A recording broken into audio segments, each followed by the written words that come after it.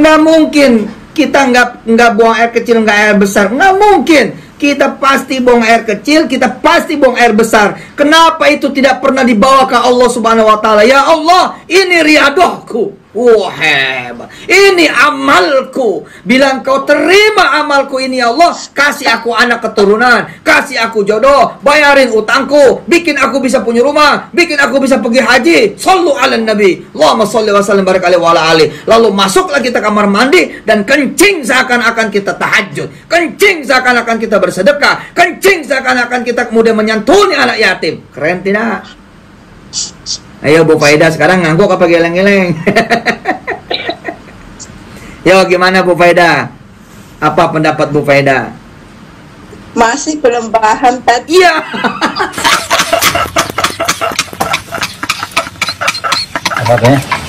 Suruh minta ada Allah, iya kan? Suruh Allah belanja. Ya, suruh bawain yang matangnya aja. Bawain yang matangnya aja. Itu.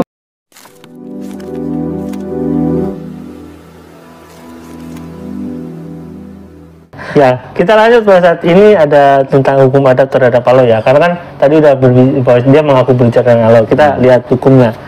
Bagaimana dia itu berperilaku terhadap Allah gitu ya, bersikap. Murah sekali ini, Masya Allah. Mau saya betul, Insya Allah. Mau saya, Insya Allah. Doakan. Pengen betul. Ibu bapak, kalau Allah yang sudah bicara, wahai seluruh hambaku, berangkatlah kalian ke Lombok, aku yang modalin. Pak, kita bisa tutup nih, sorry, penuh, Lombok penuh, ke Bali aja udah penuh. Bisa begitu loh nanti. Coba Pak, coba jajah. Siapa yang dagang? Ada yang dagang? Pernah minta Allah yang beli? Jajal, minta Allah yang beli. Jangan-jangan belum buka udah banyak yang beli. Malam-malam udah digasak maling. Habis, itu Allah yang beli. Tinggal sabar doang selesai. Kalau ibu cuma bilang begini sama Allah, ya Allah, temenin aku mau belanja ke pasar. Apa yang kutunjuk, Engkau yang bayar. Amin. Kalau itu terjadi, bukan Allah, belum Allah, karena dia masih sanggup yang lain. Bagaimana sanggup yang lain? Ya Allah, ganti, doanya ganti. Saya lagi malas jalan, antrein aja lah yang matang. Amin. Paham nggak? Kalau tadi ibu masih perlu ke pasar, sekarang ibu bilang sama Allah, ya Allah, nggak jadi. Saya mau ngajarin anak daring, repot. Mau ngajarin anak online, nggak sempat ke pasar. Udahlah, engkau saja yang belanja, engkau saja yang antar, dan engkau saja yang masak. Kami tinggal makan. Amin. Buktikan Bu, Allah itu bukan cuma mau merendahkan dirinya di hadapan manusia mulia yang dimuliakan oleh dia dari kemuliaannya. Kebayang nggak? Begitu hebatnya raja di raja yang satu ini mau direndahkan oleh kita, jangan disuruh-suruh. Ayo angkat tangannya, ya Allah, kasih saya lah duit nih tiap bulan 300 juta bersih dulu. Udah mulai bayar, udah belanja, udah ini buat tabungan aja, iseng mau tidur sama duit 200 juta sebulan. Amin. Ulangin nanti zuhur, ulangin nanti asar, ulangin nanti maghrib, ulangin nanti isya, ulangin nanti sholat malam, ulangin subuh, ulangin duha. Ini kalau ibu lakukan 2-3 tahun berturut-turut, ibu bakal nyesel. Kenapa minta cuma 300 juta sebulan?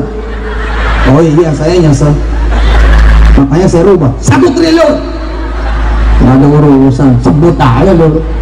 Nyampe Bos, nyampe, nyesel lagi. Ayo minta lagi lah, nyampe juga. Bener serius. Saya tahun 2003 tiba-tiba mitra saya dengan segala kemudian rencananya beliau, saya harus keluar dari kampus yang saya dirikan. Begitu saya melihat dia mencaci maki saya, dia kemudian saya tuh ngelihat yang mencaci maki Allah. Kenapa ya dia sampai mencaci maki saya? Terus yang terdengar sama saya, pokoknya Mas, ini sudah saya bikinkan surat pengunduran diri saudara sebagai ketua yayasan.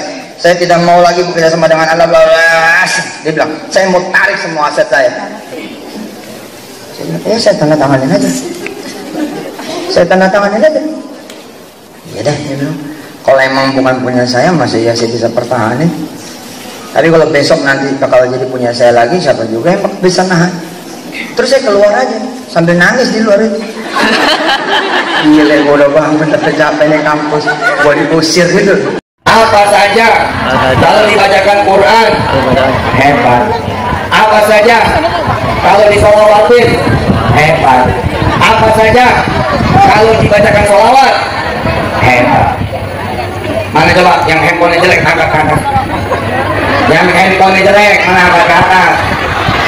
Iya jelek itu betul. Udah lama itu. Coba pagi, taruh di meja. Tutup pakai telapak tangan. Baca salawat. Allahumma sholli ala sayyidina wa ala sayyidina Muhammad wa ala ali sayyidina Muhammad. Ya Allah, tuker handphone gue ini sama iPhone terbaru, sama Samsung terbaru. Allahumma sholli ala sayyidina Muhammad wa ala ali sayyidina Muhammad. Coba buka. Berubah nggak? Ya. Ya belum, baru sekali.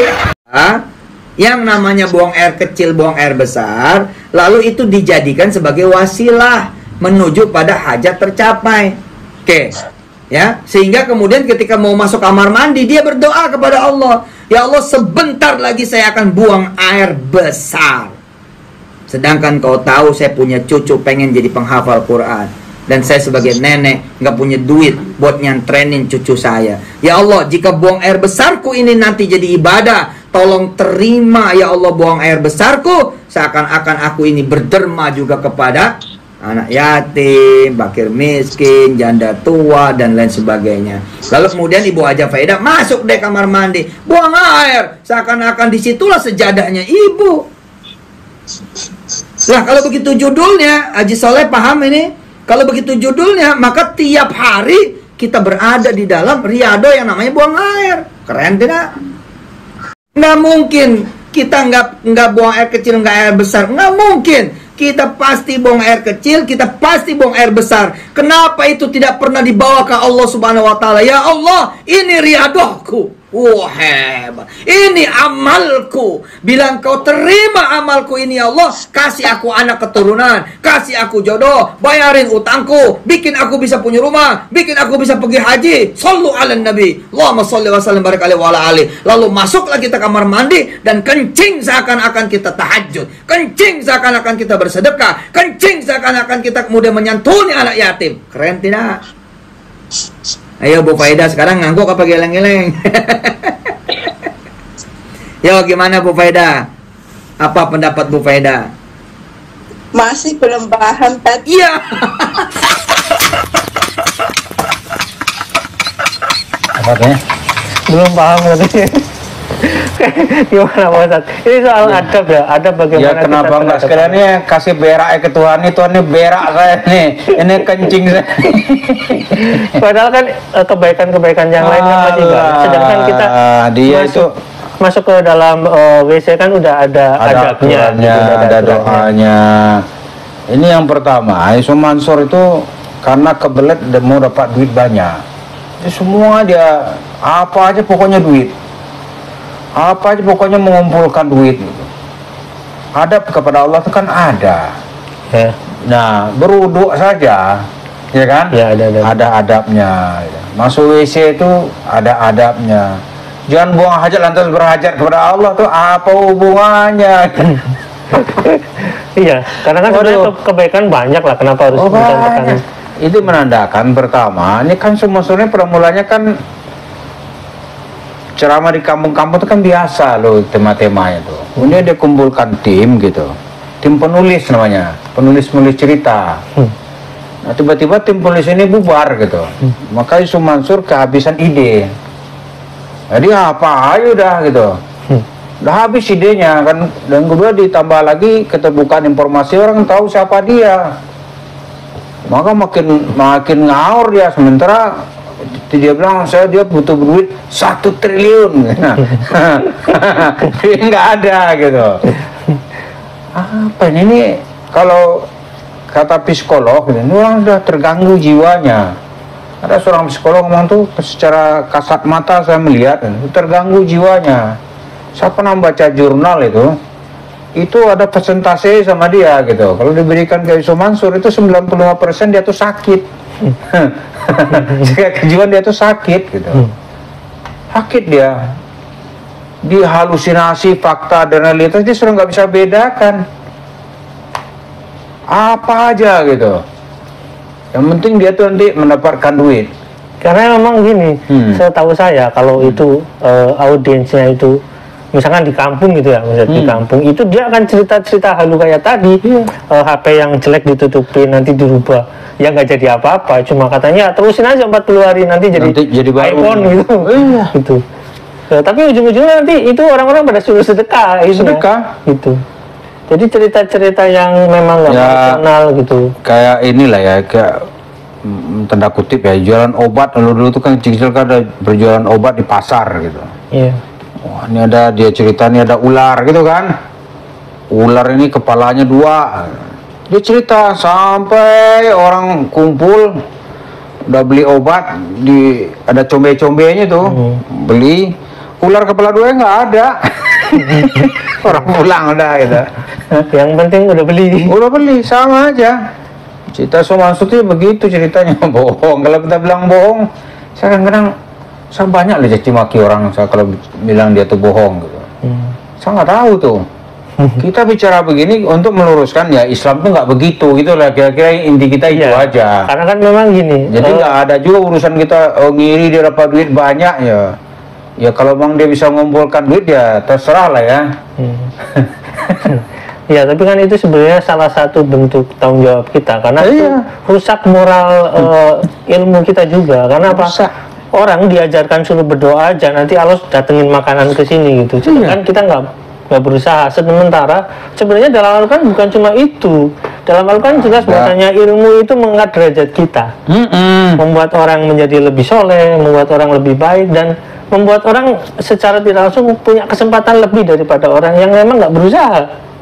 Nah, ini malah disuruh nggak berusaha. Iya. Kalau nggak berusaha, suruh berdoa aja. Berdoa aja, karena kalau berusaha itu bukan Allah. Gitu. Bukan Allah. Kalau Anda masih ke pasar bukan Allah. Dalam sejarah Islam itu penguasa sampai menghukum mati misalnya Al-Hallaj gitu kan. Iya.